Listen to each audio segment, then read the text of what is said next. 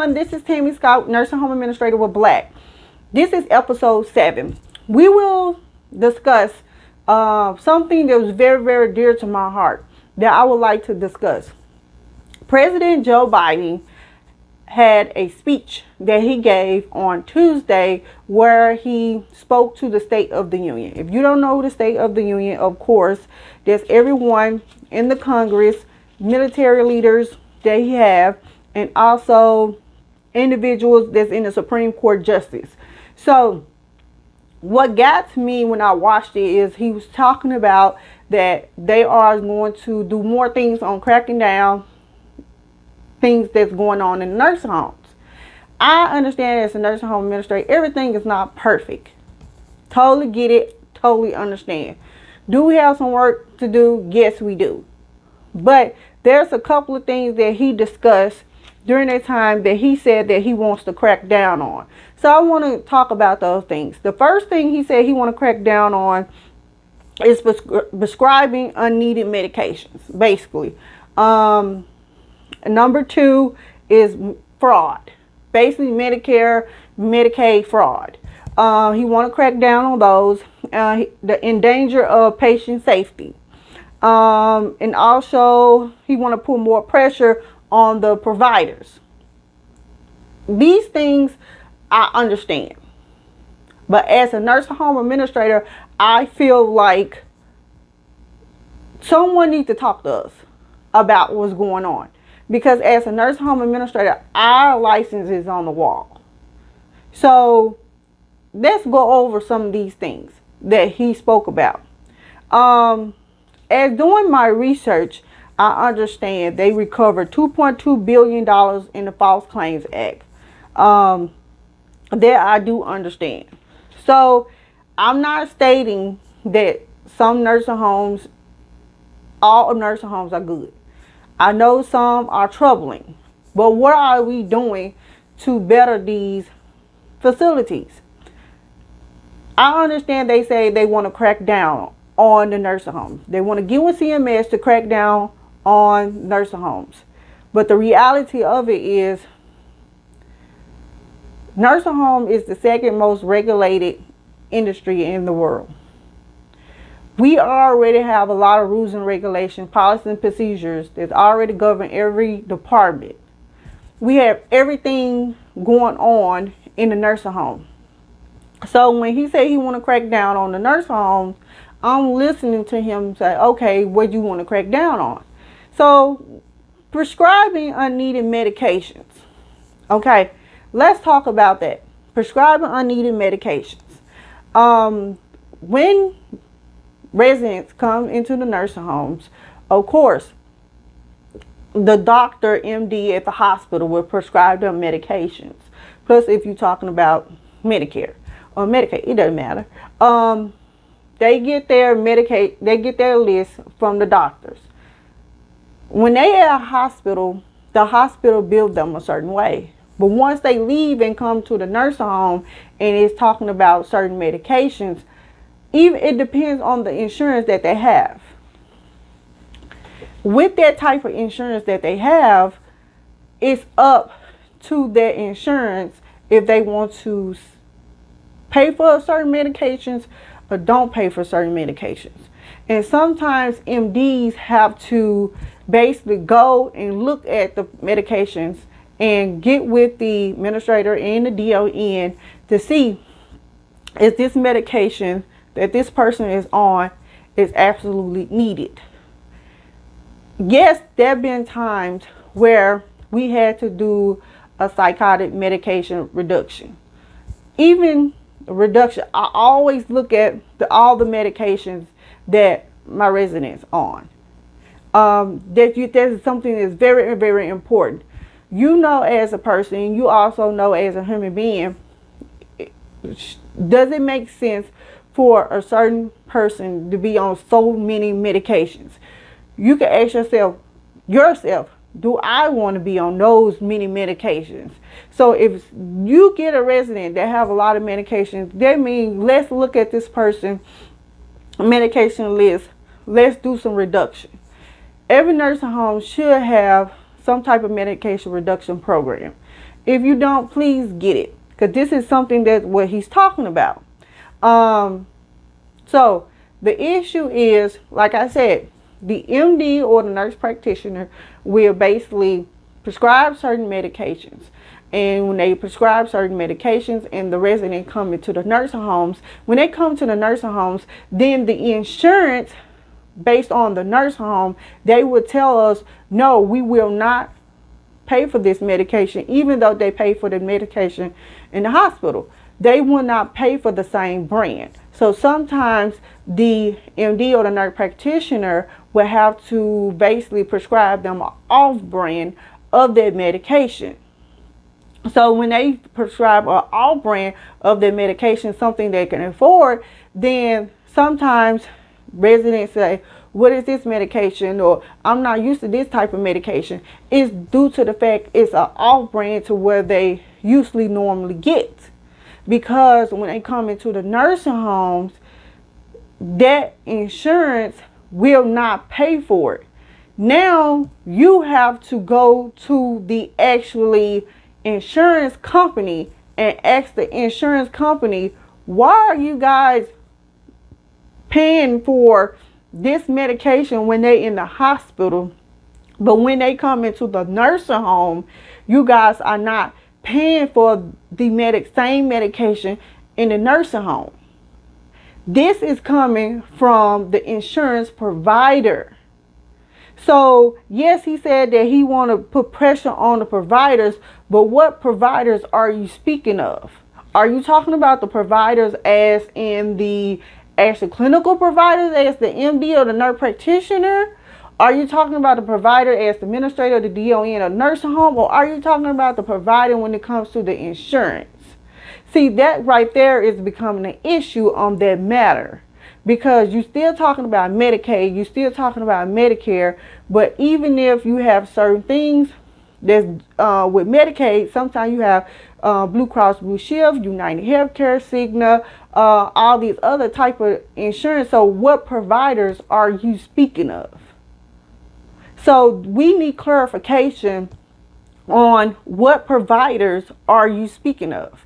So if you are talking about you need to do a crackdown on the insurance providers, then that's understanding, because us as administrators, what can we do if their resident goes to a hospital, into a nursing home? And what we do as a nursing home, we make sure that we are in network with the local and all of the insurance companies. So we try to make sure we have certification, we do the credentialing and all the other stuff. But at the same token, if these medications are not being paid for on a nursing home level as a hospital level, we need to do something about that. And that doesn't come on our end as administrator end. And it also really be an issue on the corporate end if they are going to make sure they are getting these credentialing from other insurance companies, and insurance companies say, sure, yes, we'll do this, yes, we'll do that, we'll pay for this and then a third. But when it's time for us to get their med costs, we have to now look at the med costs and say, oh my God, they are on all these medications. What can we do to reduce these medications? So there is a thing about that. Also, some patients or residents speak of, when they go into a hospital, they go into a hospital as acute. So some of them do not take all their medications with them when they go to the hospital, which is very important. A lot of family members don't know what medications they're on. They go to the hospital, probably something for acute, and they probably realize, okay, loved one needs to go in for short-term rehab, or they need to go in for nursing homes. So if you got that short period of time, and the MD, the nurse practitioner, don't know all the medications that the resident or individual was on when they was at home, then they're giving them these other medications. If they say, yeah, I had hypertension, what kind of medication were you taking when you have hypertension? If that person don't know the name of that medication, it would be hard for the MD. Then the MD there at the hospital would give them some medication that they would for hypertension, which is high blood pressure. But then when they come into the nursing home and we get that medication started and go by what the MD had at the hospital, we then later on find out they had a different brand or taking a different brand. Then the family now want to come and say, here go the medication that they was taking at home. Why they can't take this medication, or why they can't take that medication. So it's a lot of stuff that we would end up getting on the back end.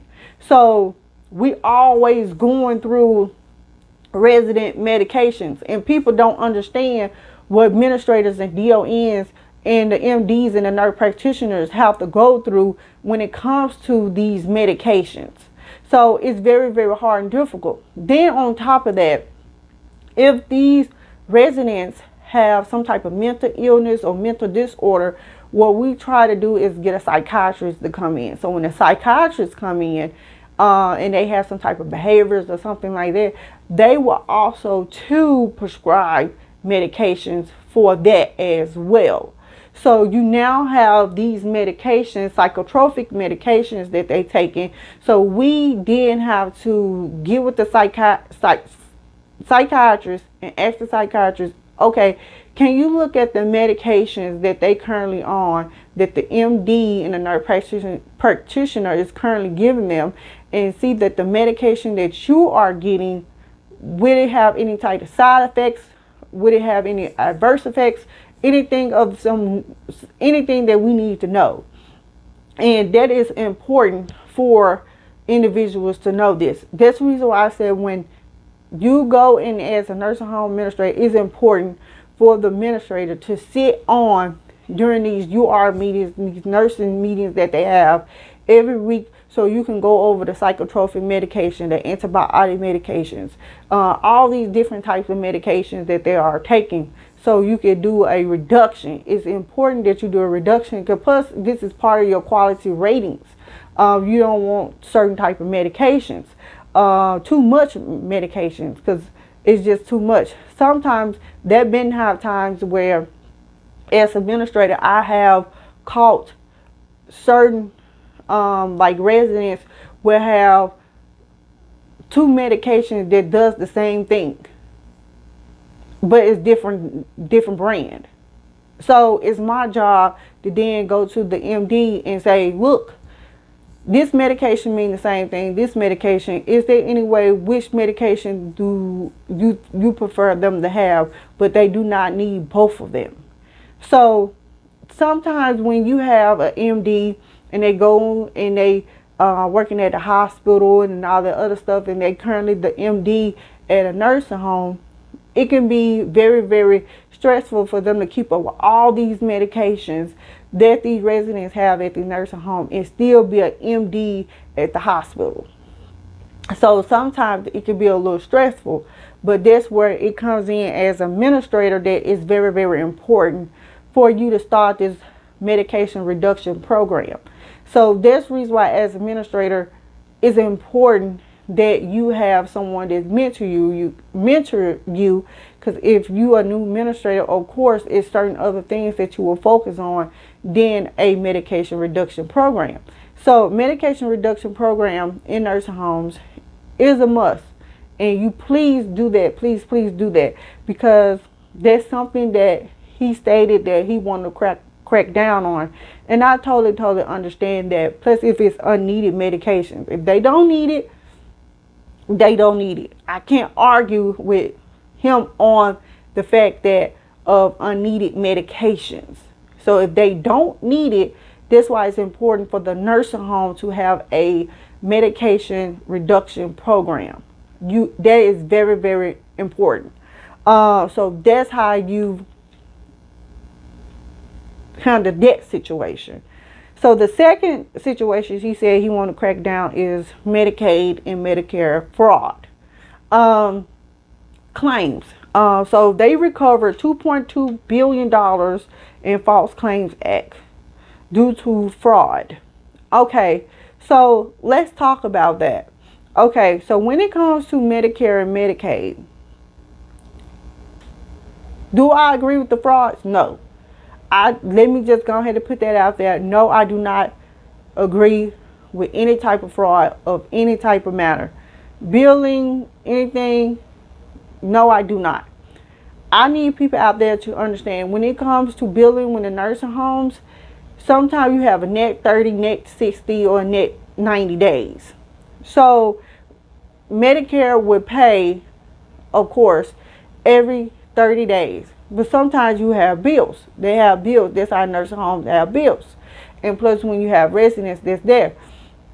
So you have to be careful when it comes to stuff like that. Plus when you come with a numbnick. A lot of people don't know what a numbnick is. Basically, a numbnick is basically when Medicare decides they want to stop paying due to a resident do not want. They probably feel that a resident no longer need probably therapy or something. So if they was on therapy and they seen them getting better and they basically maxed out their days, they would end up getting a numbnick. So it's different reasons why a resident will get a numbnick. But most of it is because probably they got better and they no longer need the services. Excuse me. They no longer need the services. It could be they probably refuse therapy and don't want to do it at all, and they can end up getting a numbnick because of that. So it's different reasons why a resident would get a numbnick. So in the meantime, if they get a numbnick, you already did the billing. So the billing person, business office manager, already put it in, already sent it up. Then after that, here comes the numbnick. So when it comes to numbnick, we have to say, okay, it's a numbnick here. Okay, this then become an issue. Because once the numbnick hit, which Medicare, if the Medicaid have not kicked in for them to stay to get paid for Medicaid, now the nursing home do not get paid at all. Because once that numbnick hit, they not paying anymore. So we try to stress as much as a nursing home administrator, therapist, DON as much to try to have families to understand the importance of therapy when they get there and the importance of them doing therapy. Because if they don't do therapy, of course they do not have anything. They basically, their Medicare would not pay for any services. The issue that we are having as a nursing home administrators is the fact that families throw their not all families, let me just say this, not all families, but some families do throw their, I wouldn't say throw, let me reel that back in, not throw. Some families have a hard time caring for their loved ones. So they need certain assistance when it comes to residents staying in a nursing home because they can no longer provide the care that they need. And so that can be very, very difficult. So having them to go through a numbnick, trying to get them Medicaid is very, very difficult. So if you're talking about, okay, we want to take care of this and we want to take care of this, how about you guys make it easier for the residents to apply for Medicaid and get Medicaid? They take you through this whole ringer. Like we have to go through 5 years of back stuff that they have for them to get Medicaid.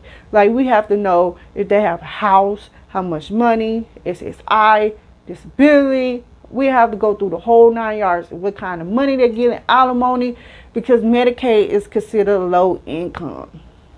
It's considered low income. So sometimes families don't want to give us the checks. They don't want us to give us the money. But then they have to come and pick them up. Because like I told you guys on the last episode, based on a discharge, if they not Medicaid, Medicare, then the family have to come and pick them up. It have been difficult for nursing home administrators to get families to come and pick their loved ones up that have Medicare. So, like I said, it's been very, very difficult. So sometimes we have to call Adult Protective Services when it becomes that, when we have that type of issue. So how do we make sure on our end about the Medicare and Medicaid fraud is the fact of sometimes you have the numbness. And CMS make it very, very difficult and hard for us to be able to roll the residents to Medicare and Medicaid when they want to stay long term. They have this whole list of process that they have to go through. And sometimes this process for them to get Medicaid can take 90 days or even over 90 days, probably 120 days. So now you have a resident that stay in your nursing home that ain't paying anything. They ain't paying nothing.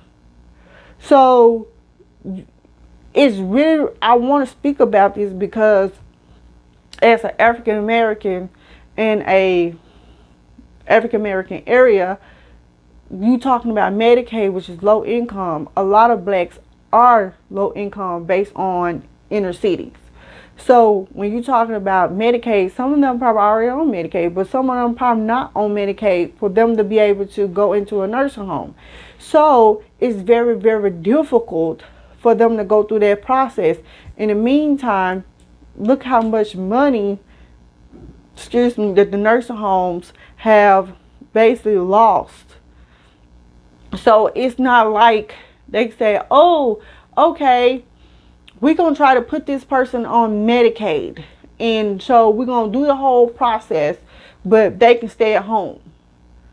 So when they get approved for Medicaid, then you can bring them back into the nursing home. It don't work like that. Sometimes it don't work like that at all. I rarely get to see that. Like, okay, can you take your loved one back home with you until they get approved for Medicaid here at the nursing home? So we won't lose any money. So like I said, that's very, very difficult to do that. So that's something right there. So it's the transition between them having Medicare going into Medicaid, or someone paying private pay and they don't have any more funds. They used all their funds up. Now they have to switch to Medicaid. That right there can be very, very difficult. That's very difficult. Very, very, very difficult. And plus, when you have certain individuals that's switching over to different services, plus if they go to hospice, they have to leave hospice and come on hospice, or they want therapy or anything of some sort, wondering if their insurance paying for it, not paying for it. That right there become a huge, huge difficult problem. So I think that the way we handle this situation is, it needs to be an easy transition for residents to move into Medicare to Medicaid, or if they private pay to Medicaid. If that transition is more smoother and easier, this right here, the fraud situation, what they feel like would be better. So if we can get if CMS can figure out a way on their end to be able to make that process more smoother and easier, I promise you, this right here will be taken care of. Now we have to turn to CMS and say, CMS, we need to make this process more smoother. We need to make this process more easier for a resident to transition from Medicare to Medicaid. The whole Medicaid process. And Medicaid is federal, but it's statewide. So you have to go through the state agency to do that. But we need to make that process more easier for the resident. Then you will be able to cut back on this issue of hand. Also, you said endanger. The third issue that President Biden had an issue with was he said he wants to crack down on nursing homes for is the endanger of patient safety. Like I said in my other episode, I'm very, very big when it comes to resident safety. Resident safety is number one. I put that over everything. You want to make sure the resident safety and the staff safety is number one. It doesn't matter what it is. Safety is always number one. They probably say, I have a right. I want to go outside and I want to smoke a cigarette because it's my right. But if it's 110 degrees outside, that's very hot. So we have to talk to them and say, look, we're not telling you you can't smoke. You can smoke, but we just feel like it's kind of hot outside. It's 110 degrees. It's very, very hot. How about we wait until the sun goes down? Because it's just burning up.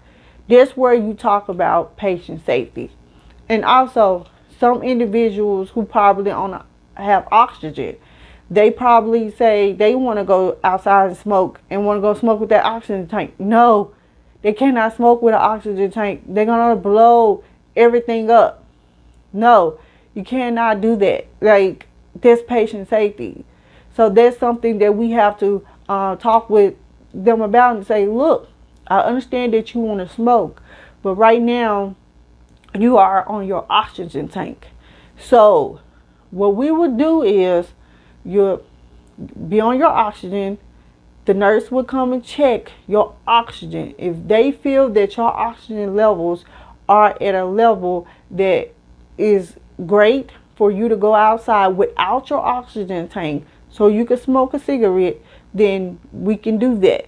But in the meantime, let's make sure you have enough oxygen in you. Then we will make sure the nurse come and check to see how your oxygen levels are. Because you can't go out there with an oxygen tank on while you're smoking cigarette, because that's very dangerous, and we don't want you to blow up or us to blow up or the whole building to blow up. So how about we do that? So patient safety is is number one. So if any residents that are endangered, of course, let's crack down on it. I don't have a problem with that. But if we cracking down on patient safety, let's make sure that there's a safety protocol, procedures at these nursing homes. Most of the time they are. So that's a thing on that end. Sometimes some nursing homes probably have maintenance issues with the doors, and they not know until something happens. But if there's a elopement, probably the door that was doing good, now it's probably be off the alarm. You are talking about these things are man-made. So there will be a time where these alarms will get old, these alarms will start working, and it would be that day that someone probably catch someone doing something like, oh, it's not working. So you don't know something not working until something happens or someone touched something and they tell you, oh, Miss Sammy, this is not working. Oh, let's handle it. Let's take care of that. So sometimes that right there could be a situation. Also, I want to talk about patient safety as well. There are some residents, like I said, that have Alzheimer's, dementia. It can be difficult caring for them in a nursing home. Plus, some residents, their mobility is not great. But some of them like to get out of bed all the time. And their mobility is not good, and they not that stable. So they'll probably keep on trying to jump out of bed, jump out of bed, jump out of bed. So based on the nursing homes, we can't put restraints on them. They cannot, nothing can hold them down, be any type of restraint, because it's illegal to do so. But you will have them always getting out of bed, getting out of bed, getting out of bed, getting out of bed. So we always try to figure out something for us to be able to do to come up with something like that. There have been times where we'll bring the bed very, very low, or there'll be some times where we'll have a mattress right there on the floor to make it easier. It could be a lot of things that we try to, to try to make a lot of things easier, but that is very, very difficult. So we need to talk about that. We need to talk about when it comes to residence falls.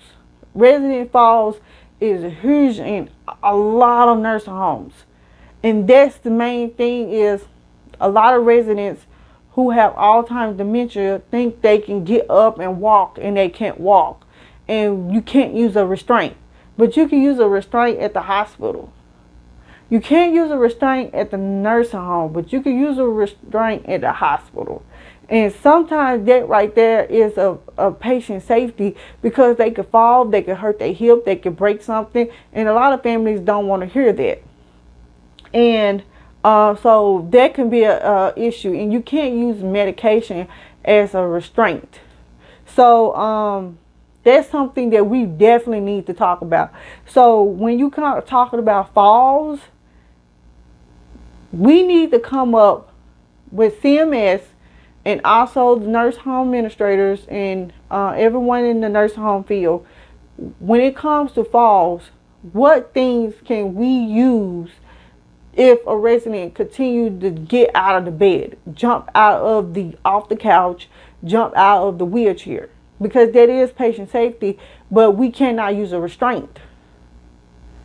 So if this person is on Medicaid and we say, oh, this person is a danger to themselves, but okay, they keep on falling, jumping out of bed, then the family say, no, we can't take care of them. They have to stay in the nursing home. And they appeal it. And now we have to do a one-on-one with this resident who always keep jumping out of the bed, getting out of bed, because they have Alzheimer's dementia, so their timing is off. So a lot of these individuals making decisions for us, but they don't understand what we actually go through. So we need to come up with something about that. We definitely need to come up with something about that.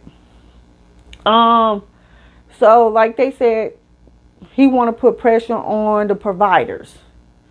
Clarification on the providers. Are you talking about the MDs, the nurse practitioners, or are you talking about the providers, the insurance providers?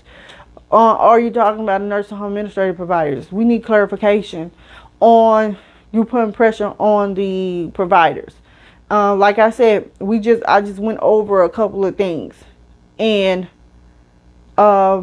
there's a lot of things that we need to talk about. And if you want to do all these things about cracking down on nursing homes, you probably want to crack down on a lot of, you talking about unneeded medications. How about we crack down on certain type of medications? They are a danger to residents. Pharmaceutical companies. Can we talk about that? So a lot of people don't want to talk about that, but we got time. We have time. We have time, because a lot of people are getting paid under the table when it comes to these pharmaceutical companies. And these pharmaceutical companies are putting a lot of these facilities in a chokehold about having for them to use a certain product or a certain medication or anything of some sort. And if they use this medication or use this right here, they would basically get this, they would basically get that. For example, I'm going to tell you what I had to go through. So as you can see, I wear glasses. Okay. So not only do I wear glasses, I wear contacts. It depends. So if you have Davis Vision insurance, you have to basically read your fine print. It's very, very important for you to understand your insurance. Me as administrator, I understand my insurance. That's how I know that certain individuals, they do try to get over. They do. They really do. So when you try to go into like a certain vision works or something of that nature, and you have Davis Vision, they will tell you you have to pay $60 for $60 for a fitting for your contacts. Then you have to pay extra money for a certain contacts that they have contract with, mostly is Octavie. And I don't think that's fair, because they tell you, oh, but on your Davis Vision, they will tell you only thing you have to pay is $10. So you go in there and you question them on their paperwork, because you need to reach your benefits. It's very important that I don't have to pay this. They're like, well, yes you do. Like, no, your prescription lasts 2 years, but they tell you you need to go get an eye exam every year.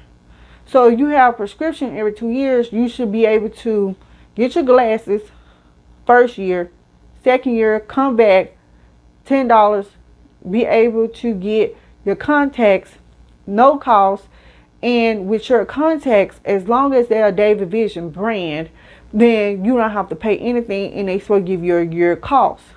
So I have a certain type of brand that's David Vision, which I love. I love.